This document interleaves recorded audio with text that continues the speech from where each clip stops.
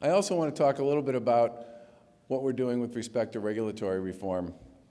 I look at regulatory reform as sort of the equivalent of cleaning out your basement. It's something you probably ought to do every couple of years, whether you want to do it or not.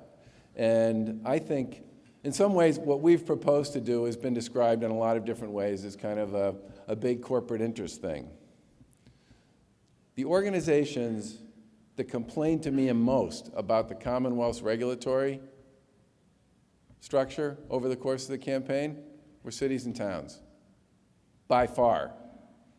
Now, there are 351 cities and towns in Massachusetts, and 250 of them have less than 20,000 people.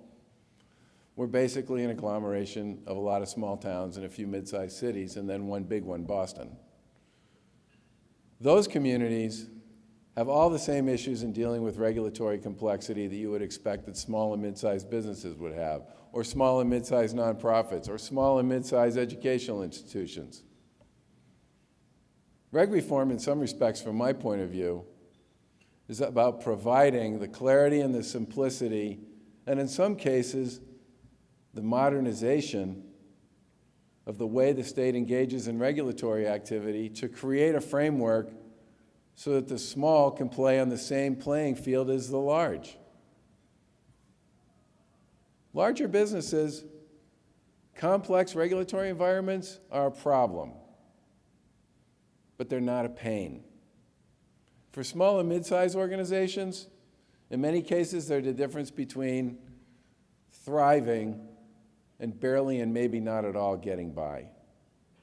And that's why this initiative to me is so important. It's also important because it forces the Commonwealth, and this is a good thing, to have a conversation with the people it regulates about what it does and how it does it and how it might be able to do it better. And anybody who doesn't think that's a valuable exercise needs to think really hard about how they go about managing their own enterprise and their own organization. This is about introspection as much as anything else. And it's about time.